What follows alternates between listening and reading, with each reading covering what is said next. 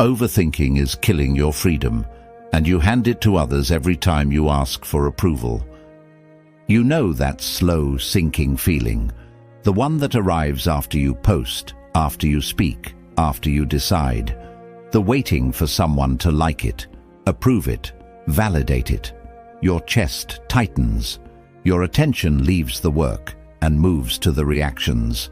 You edit again, delete the line you loved, soften your words, mute the truth, because someone might disagree. And while you shrink, other people's opinions grow like weeds in your garden. This isn't a small thing. This is your life rearranged into a series of permission slips. You measure choices by whom they please. You trade mornings for comments. You trade honesty for applause. You live for the scroll, not for the soul. That ache you feel at night, it's the cost of living with your hand out, waiting. Listen, approval is loud, but it's hollow. Approval is applause for a mask. True freedom doesn't come from being liked. It comes from being unwavering. The Stoics teach us a single, devastatingly practical truth. Our inner government must be sovereign. If you cede that sovereignty to the verdicts of others, you are not living, you are begging. There is one simple mental pivot that stops the rot. Shift the question you ask about every choice. Instead of, will they approve? Ask, is this right for me to do? Rightness here is not moral perfection or rigid dogma. Rightness is honesty. Rightness is clarity. Rightness is the quiet voice that knows what you must do without needing applause to confirm it. Marcus Aurelius wrote, "If it's not right, don't do it. If it's not true, don't say it." That sentence is a scalpel. Imagine using it to cut away every anxious revision you make for the imagined jury. What's left after you remove the edits made only to satisfy someone else? You'll find a life. You'll find decisions that belong to you. You'll find actions that make sense in your private ledger. Think of Musonius Rufus, who said that the true test of character is acting rightly even when no one watches. If your worth rises only when someone watches, you are living under a spotlight that belongs to other people. Build a life where the quiet, unobserved actions are as honorable as the public ones. When you begin to care more for your inner witness than for the external crowd, you stop rearranging your life to fit someone else's applause. This isn't an idea for monks. It's a tool for surviving modern noise.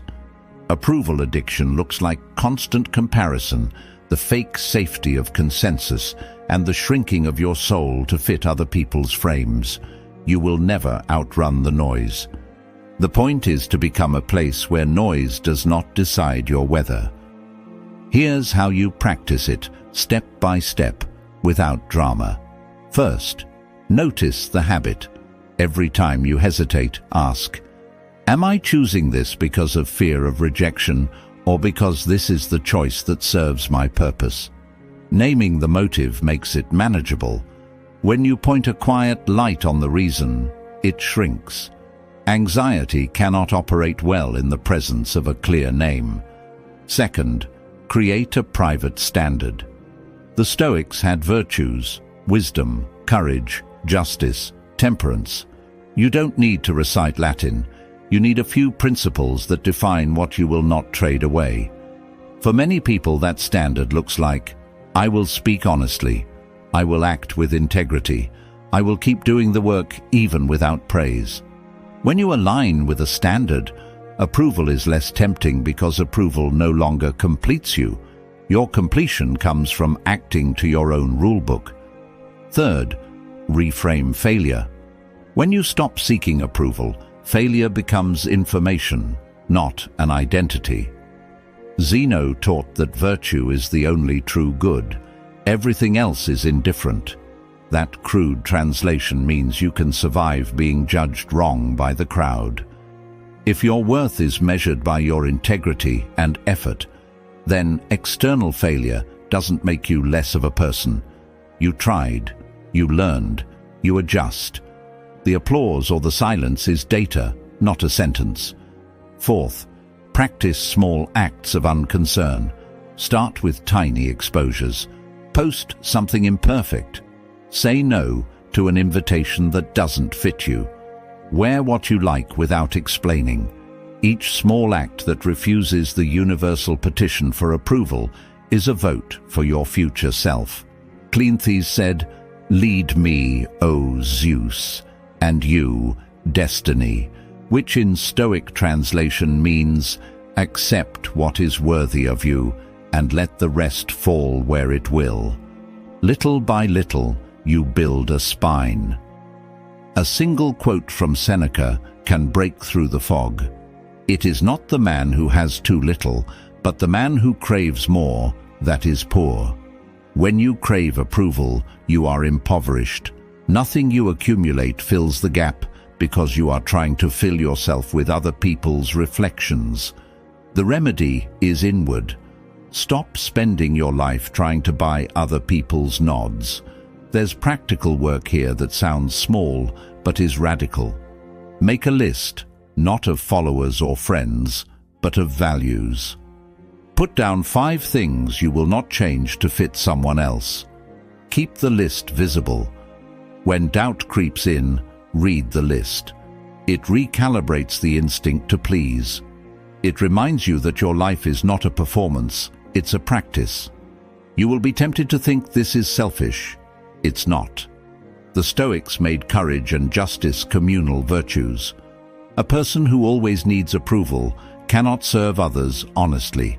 They bend to the loudest voice, the most convenient audience, the easiest applause. When you stop seeking approval, you become more useful. You speak truth. You do difficult work. You show up for others without trading your own compass. Epictetus said, "It's not what happens to you, but how you react to it that matters."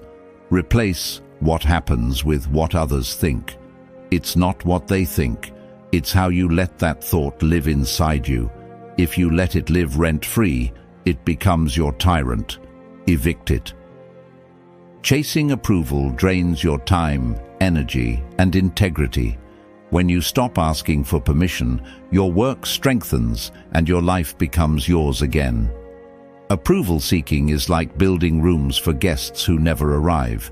Freedom is using the space for yourself. Ask daily, what must I do? What will I do without approval? If they disagree, does it change the necessity of the action? Criticism is just weather. If you died tomorrow, would you regret what you did to be liked, or what you never did because you feared judgment? Remember this: no man is free who is not master of himself.